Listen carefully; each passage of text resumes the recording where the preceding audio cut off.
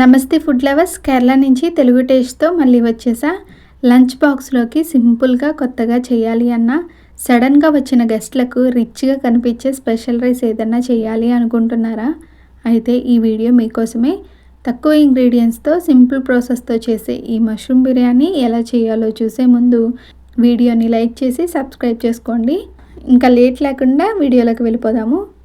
ముందుగా 1.5 గ్లాసుల బాస్మతి రైస్ని బౌల్లో వేసుకుందాము. అలాగే వాటర్ని వేసి 2-3 సార్లు రైస్ విరగకుండా కడిగిన తర్వాత వాటర్ని వేసి 1 గంట పాటు నాననివ్వాలి. తర్వాత ప్యాన్లోకి 1 టేబుల్ స్పూన్ గీ, 2-3 టేబుల్ స్పూన్ పీనట్ ఆయిల్ వేసుకోండి.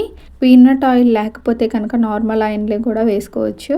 గీ మెల్ట్ అయ్యి ఇలా ఆయిల్ అనేది హీట్ అయిన తర్వాత కొన్ని జీడిపప్పుల్ని వేసి ఇలా వేయించి పక్కకు తీసుకుందాము.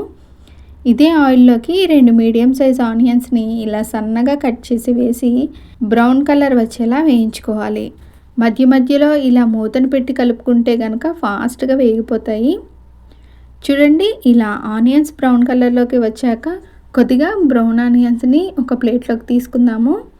మిగిలిన ఆనియన్స్లోకి అనాస పువ్వు, చెక్క, 4-5 లవంగాలు, 1/2 టీ స్పూన్ జీలకర్ర, 1/2 టీ స్పూన్ సోపు జీలకర్ర, 8 నుండి 10 మిరియాలు, అలాగే 1 ఇలాచి, 1-2 బిర్యానీ ఆకులు వేసి మీడియం ఫ్లేమ్లో 2 నిమిషాలు వేపుకోండి.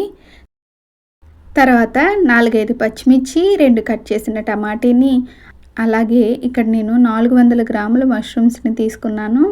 ఈ మష్రూమ్స్ని బాగా క్లీన్ చేసి ఇలా కట్ చేసి వేసుకుంటున్నాను.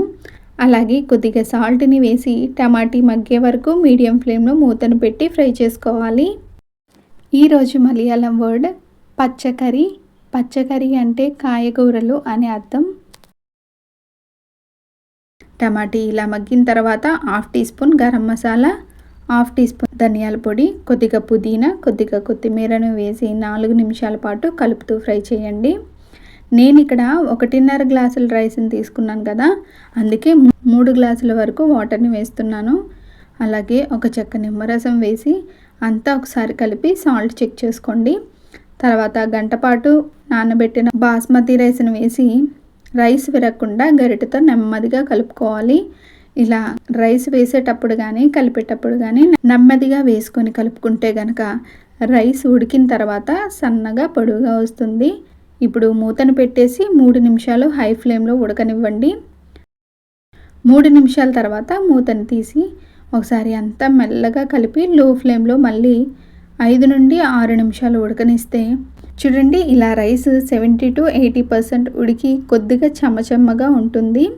అప్పుడు అడుగు మాడకుండా ఒకసారి కలిపేసి పైన ఫ్రై చేసిన బ్రౌన్ ఆనియన్స్, జీడిపప్పు, అలాగే కట్ చేసుకున్న పుదీనా, కొత్తిమీరను వేసి మూతను పెట్టేసి ఇంకొక 5 నిమిషాలు ఉడకనిస్తే చాలు.